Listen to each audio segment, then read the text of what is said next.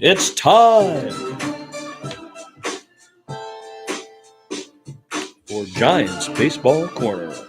The live stream, hangout, play-by-play with your host,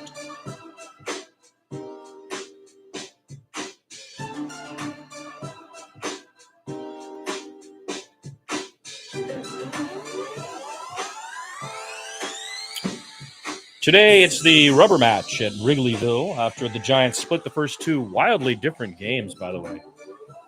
You know, we really had a problem when we got in town because we didn't have a rest day. We just finished off the Rockies and then flew immediately to Chicago. And the Giants sure did look like it. Both those games coming off flights. The one down in Anaheim and this one, I would say, were kind of, well, not the greatest efforts. A lot of mental mistakes. In this one, it was 4 errors by the Giants. 2 by Chapman. 1 by Adames. Hot mess when we lost 9-2 on Monday night. Last night, of course, is what everybody's talking about. Doesn't really matter the way it happened. You know, in spring, if somebody's blowing up late innings, that's usually a position player pitching or some situation that's not really the same as later in the season, you know. But it's going to matter a lot more, and the context will be different. In our case, the beauty of it was Bob Melvin had Kyle Harrison in his back pocket. We talked about it already here on the site, on the Monday morning report, maybe, that Kyle Harrison, who has effectively been learning how to be a starting pitcher, you know, has been a starting pitcher in the majors, has been brought up for the road trip while Lou Trevino, the veteran, was DFA'd. Well, this let Melvin be very pointed in what he wanted at the end of the game last night. You know, the Giants were doing very well behind Verlander. They played small ball, a couple of sacrifices, you know. They took advantage of mistakes to get guys into scoring position last night. Jung-Hoo Lee had the 2-run homer. You know, they gave Verlander 5 runs. The wall was back. You know, Randy Rodriguez let a couple of guys on with a walk and a single, but then he just took care of it. Nobody crosses the plate when Randy Rodriguez goes to the mound. That's what we call him, the wall. And he mowed down Amaya with a strikeout to end the inning and stalked off the mound, feeling, you know, looking good and feeling good.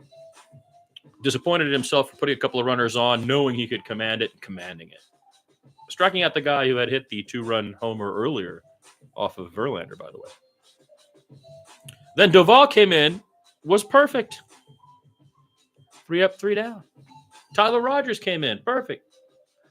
3 up, 3 down. So now we're talking about an interesting situation. Last night was definitely Verlander's most interesting start. It was the most thought-out start. I wrote about it on the blog, GiantsBaseballCorner.com, and you can see there the pitch variation. He stopped doing the thing where he relies on the fastball being the thing to bail him out because he's going to blow it by guys.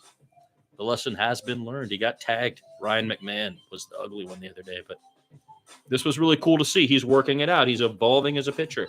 And so the variety of pitches, the sweeper, the slider, even the curve is becoming part of JV's command.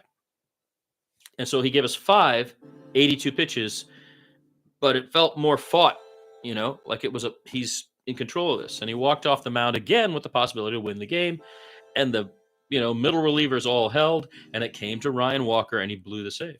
Now, I only say this because that's the way the statistic is named, BS, blown save, and that is what happened. And again, in this instance, walks got away from him. So we do this to analyze. We do this to consider it, not to condemn or to criticize to the point of emotional madness. I think that's what drove Doval a little crazy. Let's not drive Ryan Walker crazy, but let's call it what it is. It happens to everybody. Thursday night, it happened to Tyler Rogers against the Rockies, a game we should have won. He lost that game. That's why the statistic says loser of the game Tyler Rogers. Because he blew up. He just lost it all. We had that game locked up. Similar situation. Started it good. Middle reliever blew it. In this case, it's the closer who blew it. And Bob Melvin did something super interesting at that moment, and that's what I was referring to when we started today. He had Kyle Harrison in his back pocket. So he challenged himself. He pulled Ryan Walker before the last out, left him in there to get one out, pulled him when the game was tied in the ninth, and put Eric Miller in to get the last out. Miller let a grounder go up the middle, and that was the one that tied the game, actually. Yeah, so he pulled Ryan Walker before Verlander's loss could have been registered. That's interesting. If I remember correctly. Last night's game. Is that what happened? Well, I'm going to be checking while we're talking about this stuff. And then the Giants blew it up, right? They scored, what was it, 9 runs in the 11th inning. And he had Kyle Harrison ready to go to take care of them in the bottom. So, a lot of stuff happened there. But what this leads us to is this discussion of leveraged bullpen use instead of having a closer. All right. It turns out that sometimes the most important outs of a game are not the 3 outs of the ninth. Okay.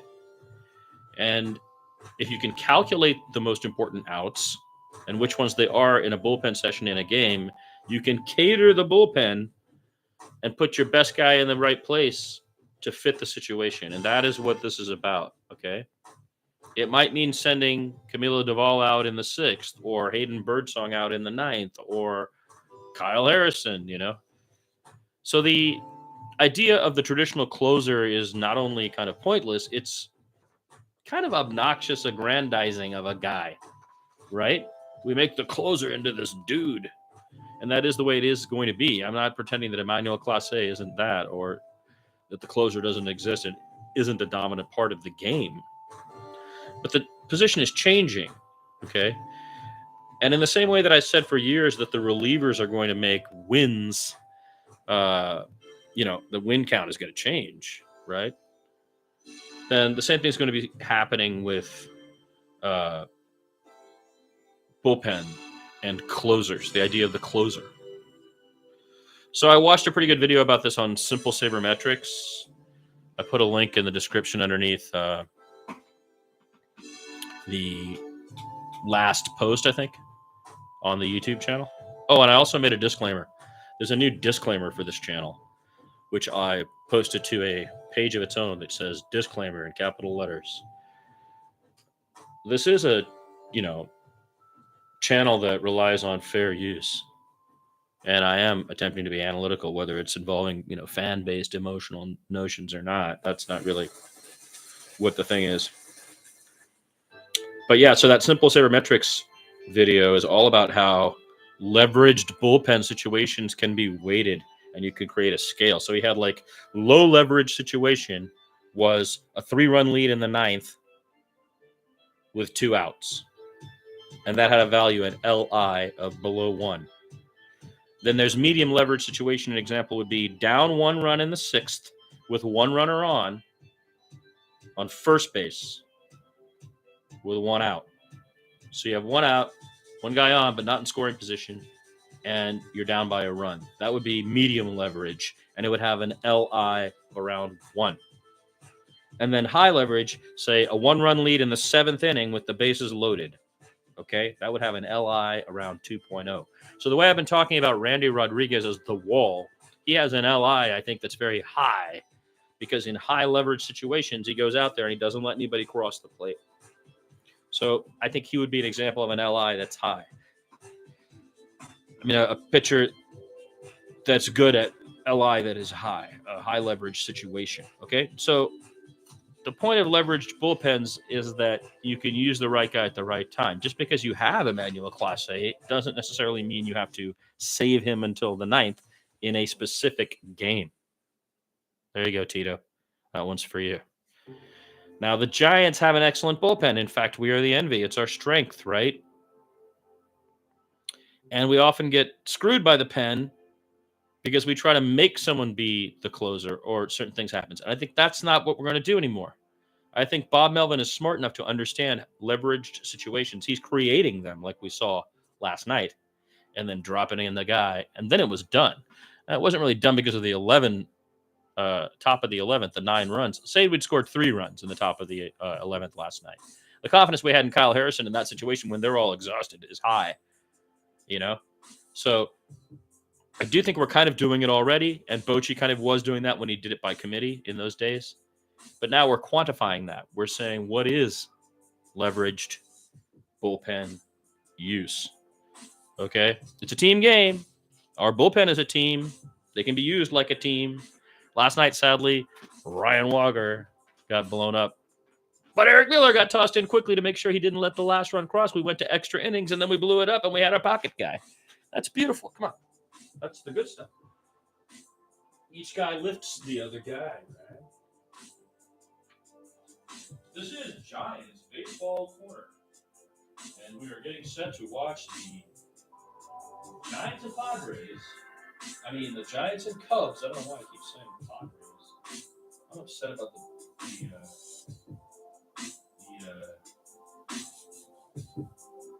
hang on just a second, folks. I'm trying to get the game on.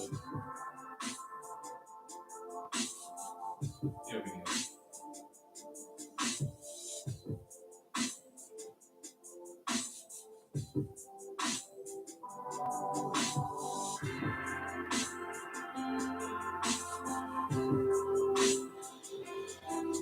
Right, so the Giants are 23-14 after winning last night. You know, in last night's game, the Cubs and the Giants were both 22-14. So it was an interesting situation. And the Giants are now 23-14, which puts us a game and a half back of the billionaire bums. Half a game behind the Padres, both of whom lost yesterday. And for comparison's sake, it's sort of interesting. By contrast, the Cubs are 22-15 after we beat them last night. And they're in first place in the NL Central ahead by 3 games. So what it is to be in the NL West is you got to win, baby, win, you know? That's it. Win, baby, win. And Bob Melvin last night calculated how to get that win. And he planned ahead for it by saying, we're going to be exhausted Monday night. I'm going to use some guys who need minutes. And if we get beat that night, we'll just take the day game on Wednesday, baby. And that's what we're about to do. It is getting set to be the Giants at Wrigleyville taking on the Chicago Cubs. For the Giants, it is Robbie Ray on the mound. And he is slowly growing into our second most reliable starter, as we hoped. It has been a while, but he is now going long and strong, which is what is expected of him. 7-inning games, 6-inning games for sure. Quality starts.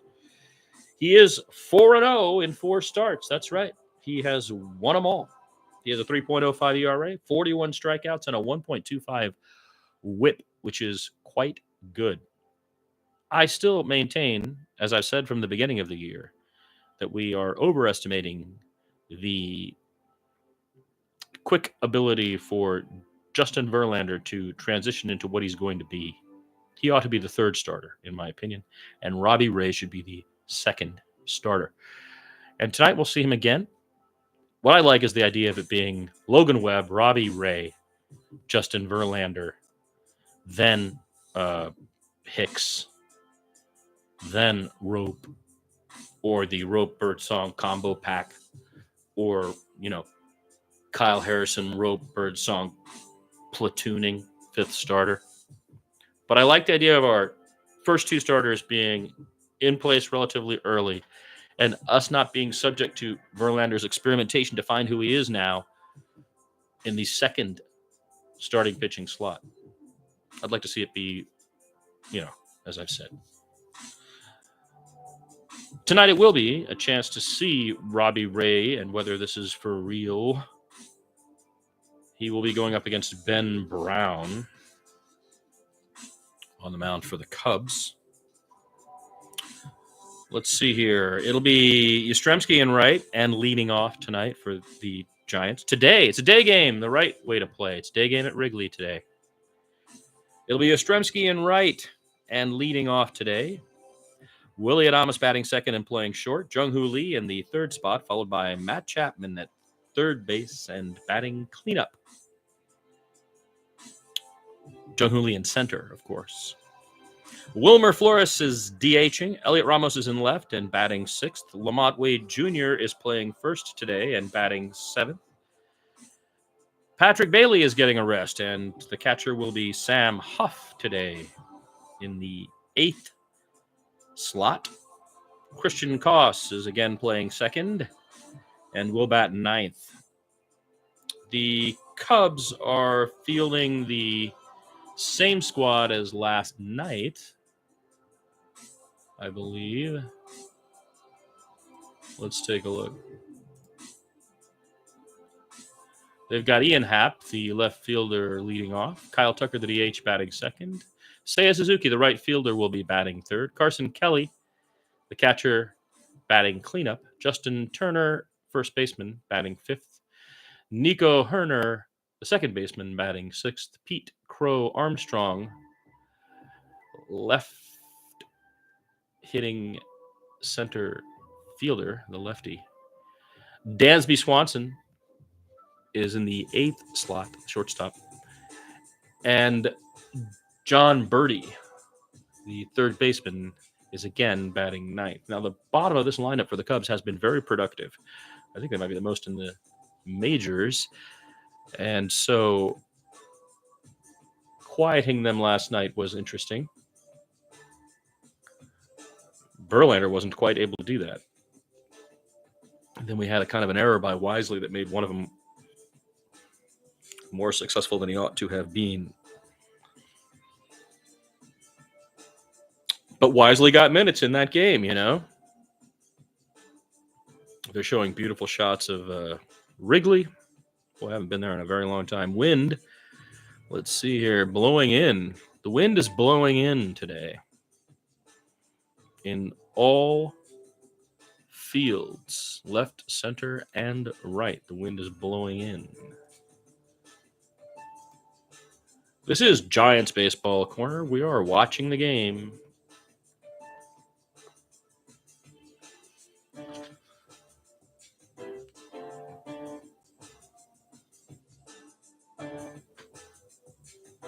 As Ben Brown takes the mound.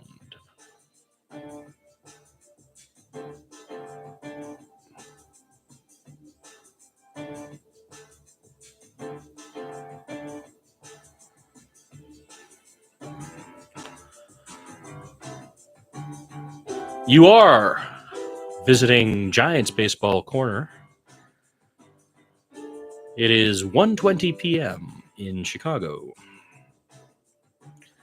at Wrigleyville, where Ben Brown is warming up. And shortly, Mike Yastrzemski will be leading off for the San Francisco Giants as they take on the Chicago Cubs in the rubber match of this series. It will be Yastrzemski, Adames, and Jung-Hoo Lee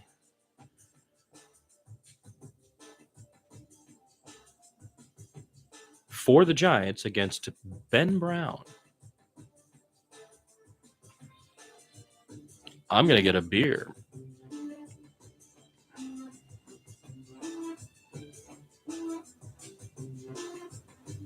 No, I'm not. We're getting ready to start this game.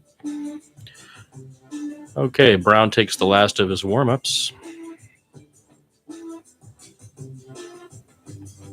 Bob Melvin is, of course, the Giants manager with a record of 103-96. That's 518, 18 games over 500 as a Giants manager. And looks like they're signaling each other. Everybody's ready to go here. All right, let's get started, folks. Mike Yastrzemski stepping in. He's got a .279 batting average and a slugging of .477. He's got 5 home runs, 17 RBI. in 32 games played this season. Ben Brown looks in. He throws and is high and outside. It's 0-1 to Mike Yastrzemski with Willie Adames on deck. Brown looks, he sets, he throws in the zone, swung on and missed. A 94-mile-an-hour fastball. It's 1-1.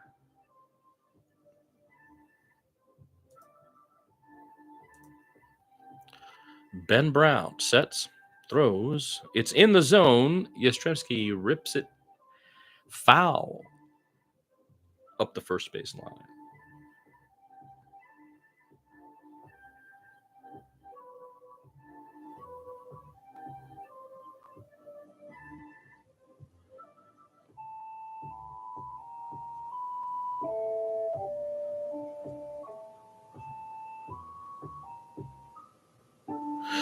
The pitch is high and outside. 2-2 to Mike Yastrzemski. I'm on the wrong game here. Sorry, guys. Here comes the pitch. That's in the dirt. It's a full count to Mike Yastrzemski from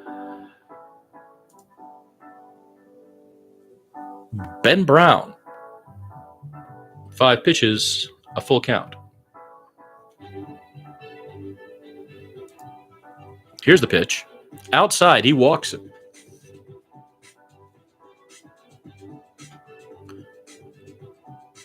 Six-pitch walk to Mike Yastrzemski. And that'll bring up Willie Adames.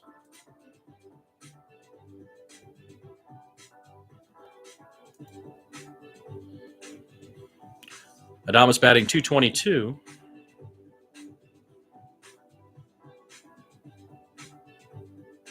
Brown throws. It's in the zone. Swing and a miss on a 95-mile-an-hour fastball.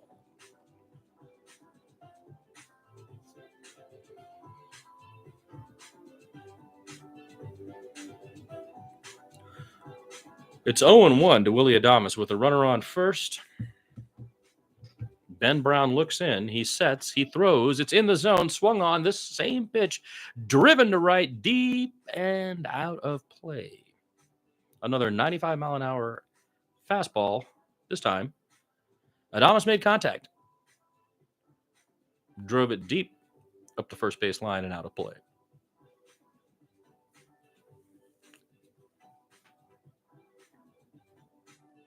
Ben Brown to Willie Adames. 0-2. Here's the pitch. It is low. They check his swing. He did not go. 1-2 to Willie Adames.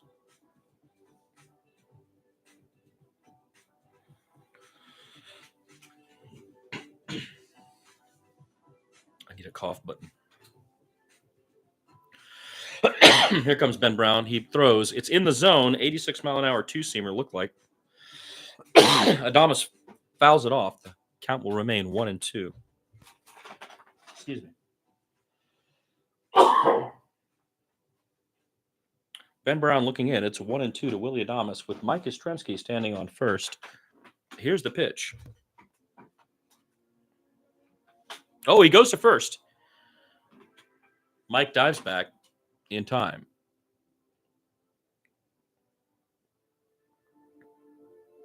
That's a quick little move Ben Brown has going to first.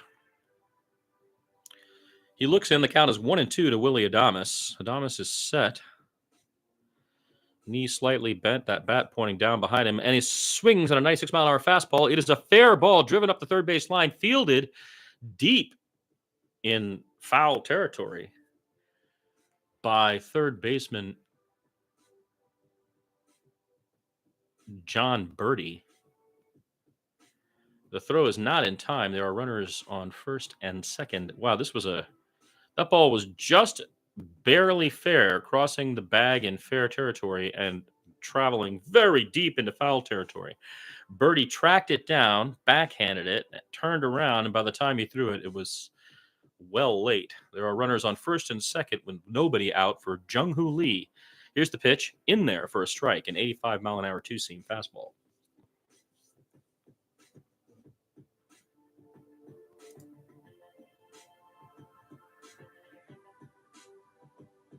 Actually, that was a knuckle curve. Brown with runners on. He checks second. He looks in. He throws. That pitch is high. Swung on and missed. The four-seam fastball, 96 mile an hour in the upper right of the strike zone. Swung on and missed by Jung-Hoo Lee. The count is 0-2. Ben Brown, runners on first and second. Nobody out. In the top of the first. Here's the pitch. In there, the 96 mile an hour fastball fouled away, back and out of play. The count remains 0-2 to Jung-Hoo Lee. The Giants in action early. Yastrzemski drawing a walk. Adames drilling a single up the third base line. Ben Brown sets. He throws. Jung-Hoo Lee swings at the low pitch and chips it straight up in the air behind the plate. It is caught. One down. That was well tracked, honestly, by Carson Kelly.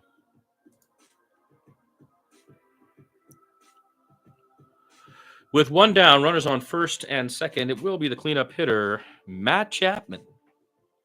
Cappy Chappy, the captain, we think. Here's his chance to make good on those couple of errors he had on Monday night. Ben Brown checks second again. Now looks in, throws. The pitch is a high 95 mile an hour fastball that just catches the top of the zone, swing and a miss. 0-1 to Matt Chapman. Swung right through that one. Adames on first. Here's the pitch. Same pitch, a little too high. And Chapman laid off. That's the four-seamer rising. It's 1-1. With one down and runners on, Ben Brown to Chapman. He swings on an 84 mile an hour. I think that was the knuckle curve. And misses. 1-2. Yeah, that's the knuckle curve. They're showing it in close-up. That's a tough pitch to hit. Twisted him up.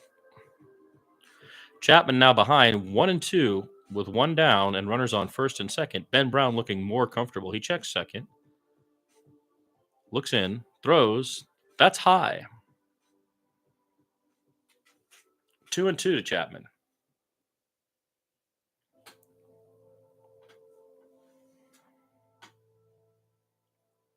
Ben Brown, one down, two on.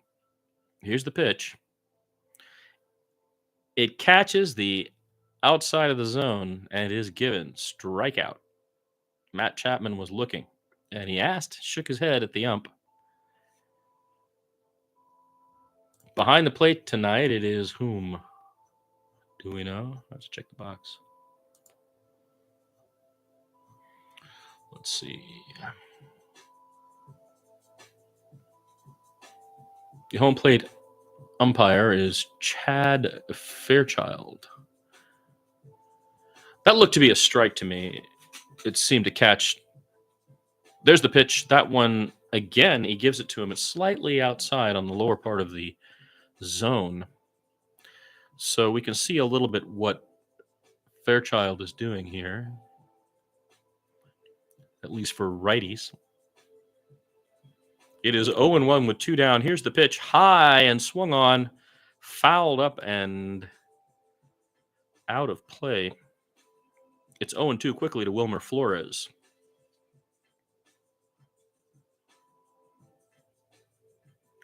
Two down, two on. In a scoreless top of the first. But a busy one for Ben Brown, the Cubs pitcher, who has thrown 22 pitches. He blows into his hand. So we take a little pause here, and everybody resets. 0-2, two down, the wind blowing in. Runners on first and second for Wilmer Flores. At the plate from Ben Brown. He checks second, looks, sets, throws, low and away. It's outside. 1-2.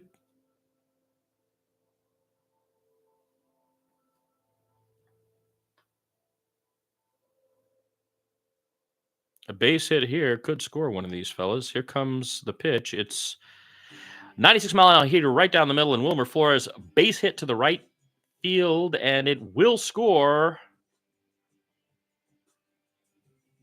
No, it will not score Chapman. It will score Yastrzemski. Another RBI for Wilmer Flores on the inside out, 96-mile-an-hour, four-seam fastball driven to right field. RBI. Yastrzemski scores. Chapman chugs it for third. Runners in the corners now with 2 down. The Giants lead 1-0.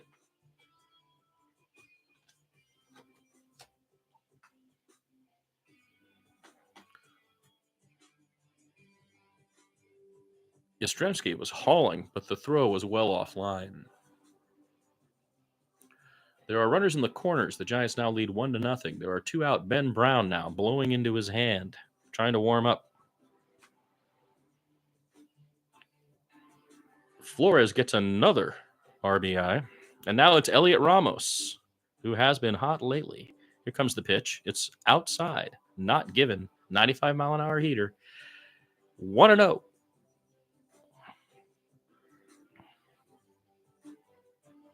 Elliot Ramos with runners in the corners, 2 down.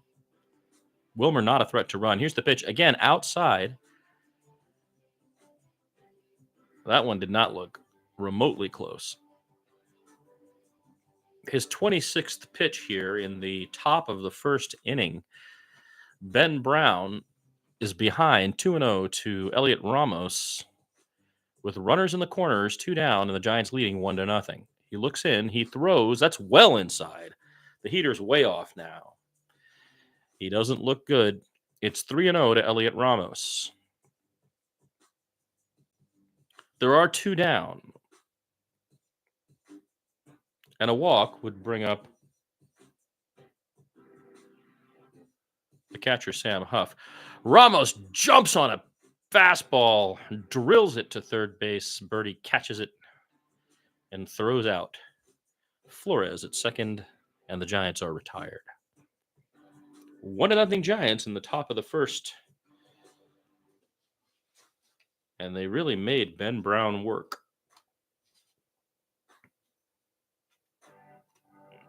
It'll be Robbie Ray coming up in just a few minutes here. You guys can listen to some music if you want. This is Giants Baseball Corner with your host, a live stream, doing play-by-play and hanging out during the Giants games today at Wrigley.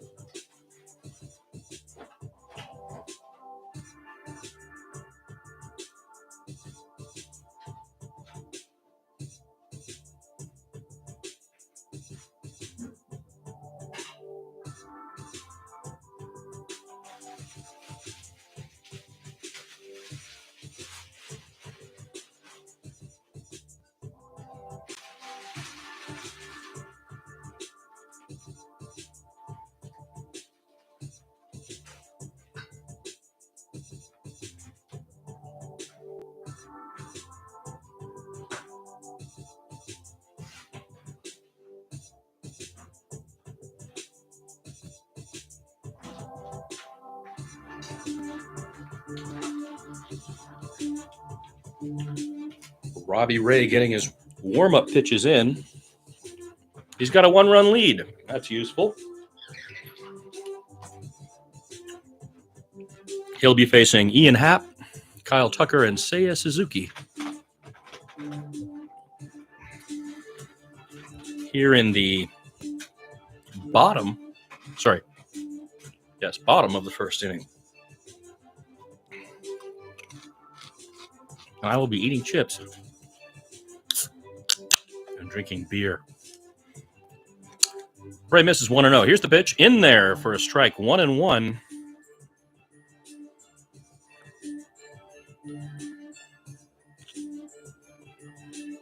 Here's the pitch. Now that was a good pitch. Crossed the plate at 84 miles an hour and is driven foul. It's 1-2 to Ian Happ from Robbie Ray. Here's the pitch. Outside. 2-2.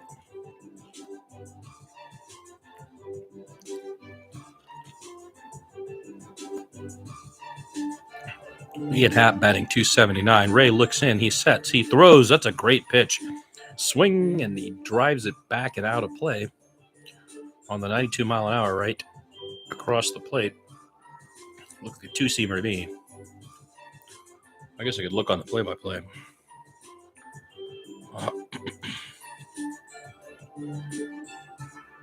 There's the pitch. High and not called a strike. I guess that's the top of the zone. That will fill the count. Just caught the corner according to the strike zone StatCast. Here's the pitch on the full count in the zone, driven deep to left. Elliot Ramos backpedaling, now running forward. The wind blows that ball well back into play. Now, that was pretty interesting. Elliot Ramos was initially backing up.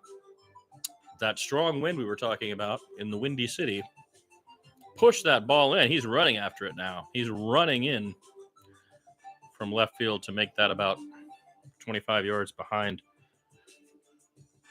the shortstop, Willie Adames.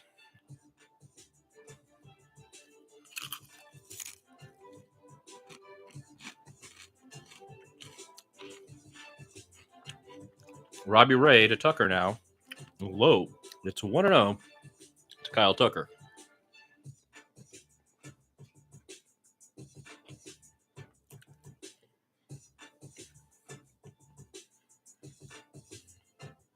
Here's the pitch. In there, swung on, contact, driven to right field, where it is caught by Mike Yastrzemski.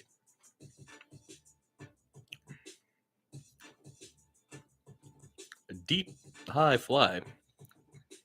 Now, the wind helped Mike there. It pushed it gently.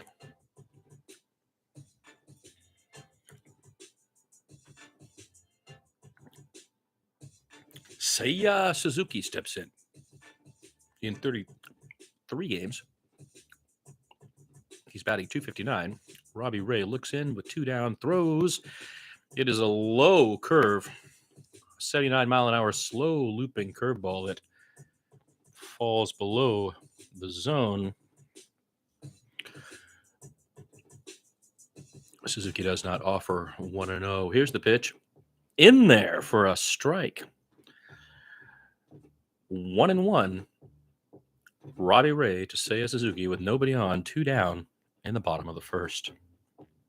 Ray looks in, breathes, sets, throws, outside. Suzuki does not swing. It's 2-1.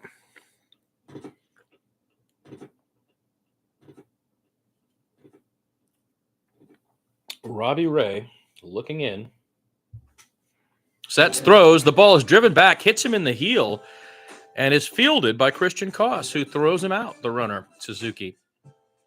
That ball was hit sharply back at Ray. It hit him right on the heel, bounced, and was fielded cleanly by the young Christian Koss, who threw out Suzuki. 1-0 Giants will go to the top of the second.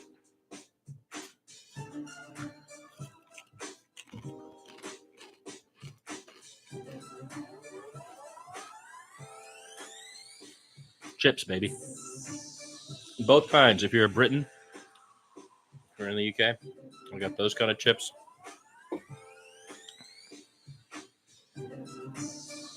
Chips and crisps, as they would call them. Chips and fries, as we call them.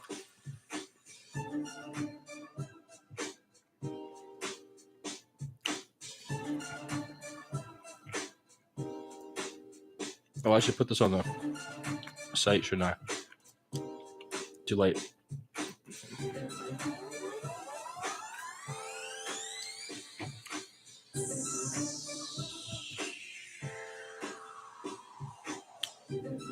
All right.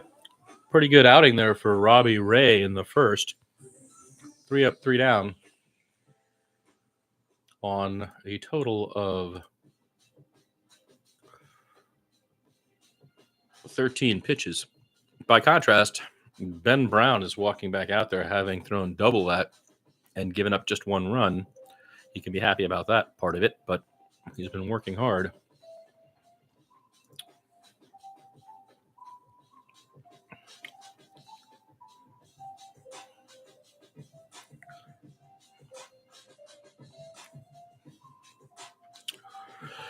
Okay, here we go. It's going to be Lamont Wade Jr., who has recently been hitting better, to be honest, and it's good to see that. I'm trying to get this onto the site.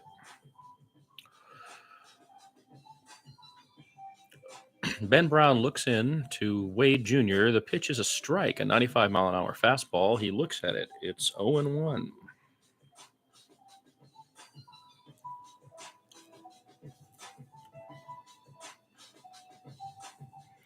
Wide outside. Not close. It's a 1-1 from Ben Brown to Lamont Wade Jr.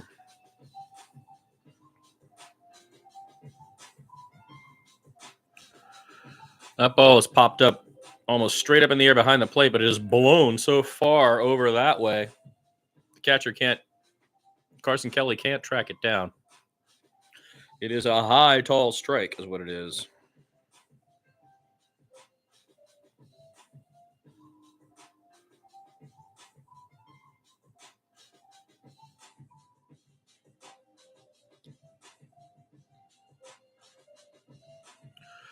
He made a valiant effort there.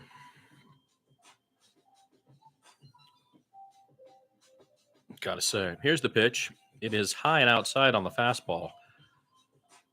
That's his 32nd pitch. It's 2-2, the count to Lamont Wade Jr. leading off here in the top of the second inning. That pitch is also outside. Lamont Wade Jr. fills the count.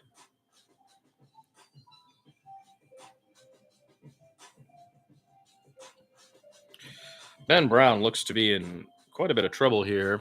He pitches a 95-mile-an-hour fastball at the top of the zone is driven deep to center field, but that wind is really blowing all the balls right back in. It is easily caught. And 1 down here in the top of the second inning. He's getting a lot of help, Brown is, from the wind there.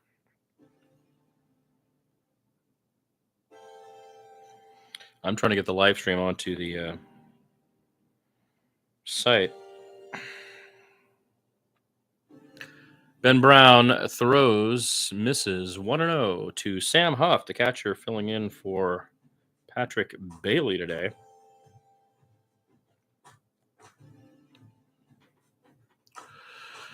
He misses again. 2-0 to Sam Huff. 1 down, nobody on. The Giants lead by a run. Sam Huff looks at a fastball, 95-mile-an-hour four-seamer right at the bottom of the zone. That's a strike. 2-1 to Sam Huff. Ben Brown looks in, sets, throws. The heater beats him. Swing and a miss.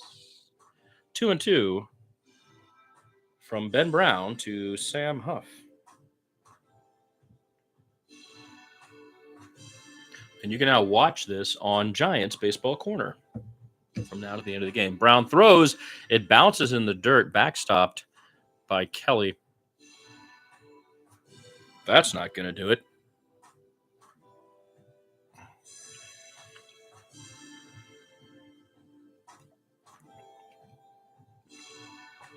It looks pretty chilly out there today. Ben Brown sets on a full count. Throws. Swing and a miss. Sam Huff strikes out. First K for young Ben Brown.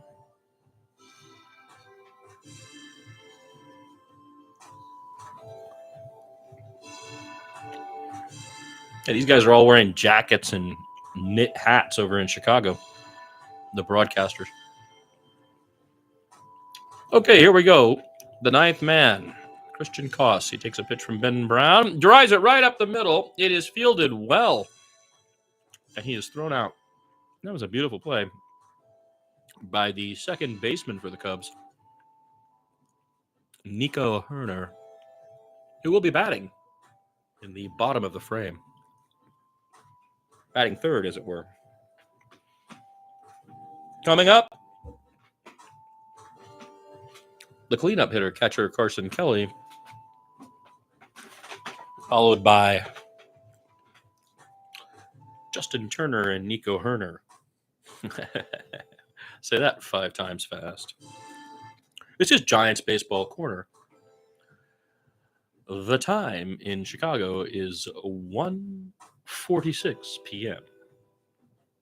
You are listening to the Cubs and Giants from Wrigley with your host,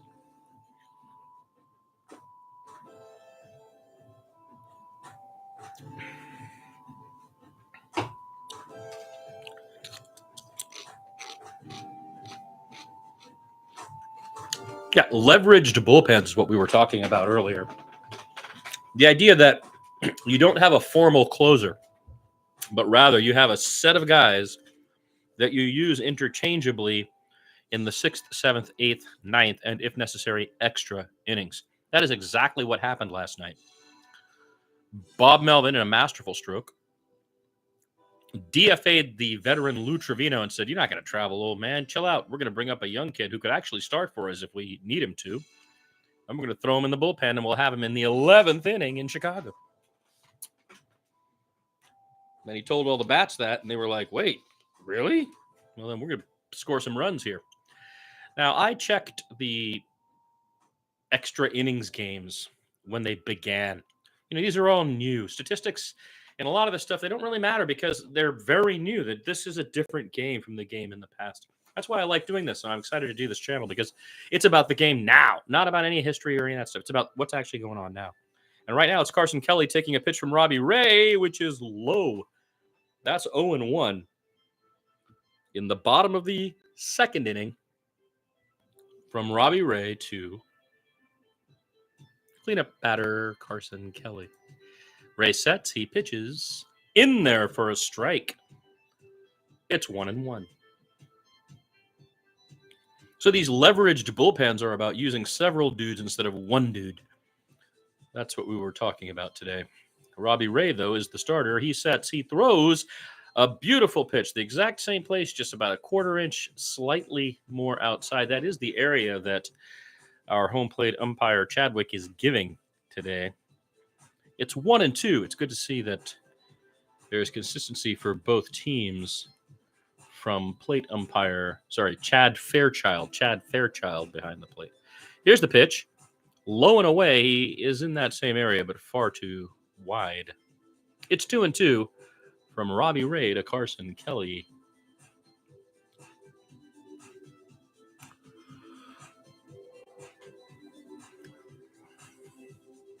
Here's the pitch. Swing and a miss on an 82-mile-an-hour, what was that, a knuckle curve, something like that? Pretty cool-looking pitch. That was the knuckle curve. Woo, that's tough to hit. And he did not hit it. Swung right through it. 1 down, bottom of the 2nd. It's Justin Turner at the plate. Ooh. He's a bum. Robbie Ray sets. He looks in. He throws. That's high, and it bounces off of Sam Huff's glove to the backstop. That's 1-0.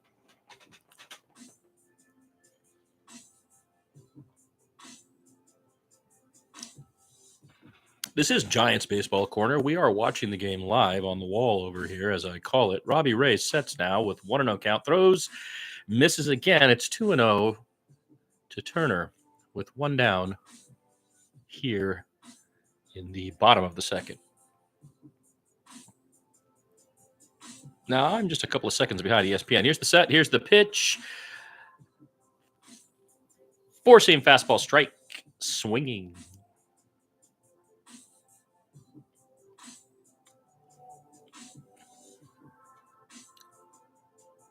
Yeah, you'd have to want to watch the game with me because you could probably get it a little bit faster if you watched it on. Here's the pitch. High fastball. This one is fouled away.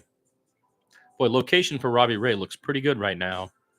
It's a 2-2 count to Carson Kelly. Sorry, to Justin Turner.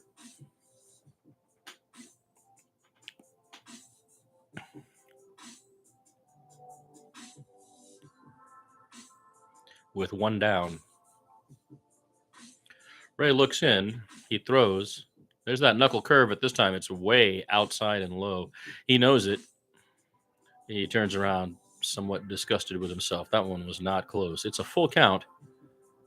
Sometimes he sends a message, you know, makes the batter think one thing. He sets now. He throws. That's the fastball. Swing, contact, high, foul ball out of play. The count will remain full.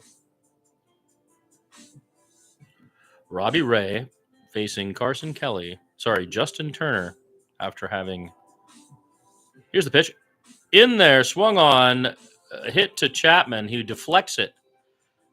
Wow, that was a crazy play. That was a fast, high line drive drilled at Matt Chapman, who went to catch it. It hit his hand, flew high up in the air, was tracked up by Willie Adames, the shortstop, who grabbed it and then gunned down the runner, who has been called out.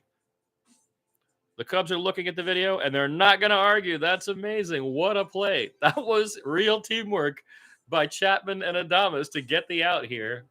This new combination in our infield. The ball bounces in front of Chapman, hits him in the chest. He's looking up. It's not gone up.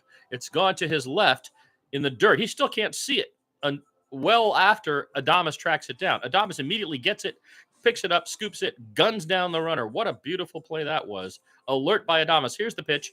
Woo! That was a great knuckle curve, 81-mile-an-hour pitch, but it is not a strike.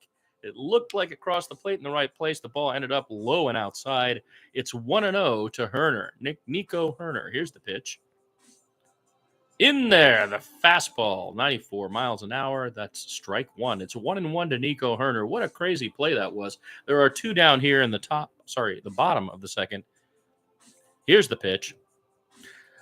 Beautiful curve. That one is, however, driven to left. Elliot Ramos runs, dives, and cannot make the catch. It is picked up by Jung Hoo Lee. He throws it back in. That's a double off of Robbie Ray. The wind is definitely playing a factor here. That ball is driven, and it starts to blow away from him. He dives trying to track it down and cannot get to it. Jung Hoo Lee comes running in from the other side behind him, slides in, scoops up the ball, and throws it in. But that will be a stand-up double.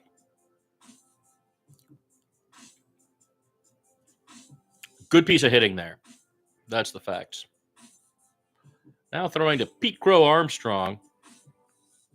This is what we were talking about. The bottom of the order for the Chicago Cubs is potent. All right? That's what's going on. You got to be aware of these guys.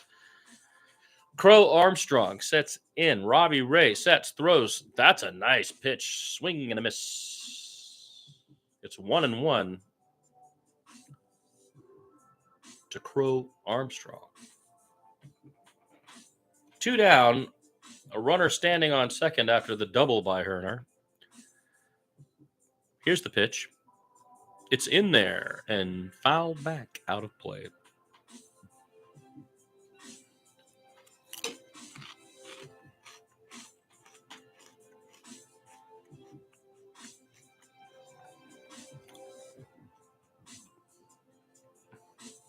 Okay, two down, 1-2. Runner on. Robbie Ray to the Cubbies. Crow Armstrong sets, pitches. Woo! Swing and a miss. Strikes him out to end the inning. Crow Armstrong, disgusted with himself, throws his bat in reaction to the swing and miss. The strikeout makes the double irrelevant.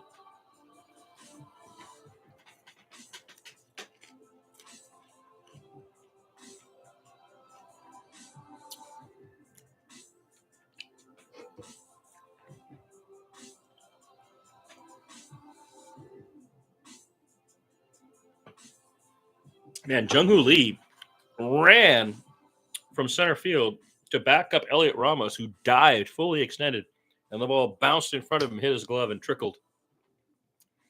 Jung-Hoo Lee had already gotten there and slid behind him. Elliot could have scrambled and grabbed it himself, but Jung-Hoo Lee was there, and he grabbed it and threw it. It wouldn't have mattered. It still would have been a double.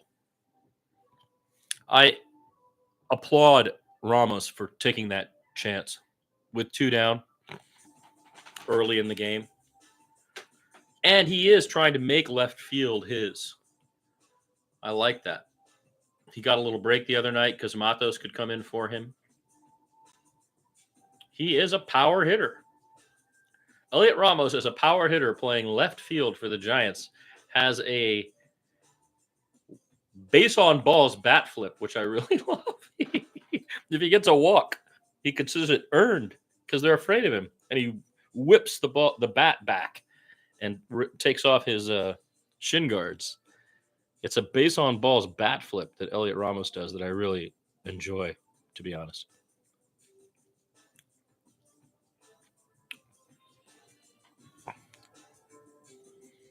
All right, there have been no viewers, by the way. So calling a game to nobody is becoming somewhat boring. Okay, Ben Brown sets, throws, and that's a nice pitch in there for a strike. Looked like a curve a little bit. An 84-mile-an-hour. It is 0-1 to Yastrzemski, top of the order now. High and outside. It's 1-1 to Mike Yastrzemski, with nobody out in the top of the third. And the Giants leading 1-0 in Chicago. Here's the pitch. Swing and a miss. 1-2 to Mike Yastrzemski.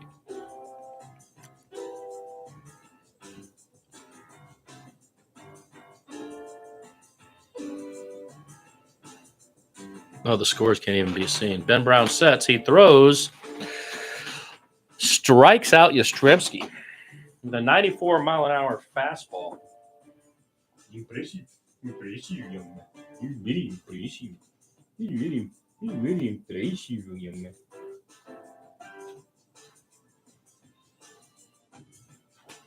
So Ben Brown gets the strikeout of the leadoff batter, Yastrzemski, to start the bottom of the third inning.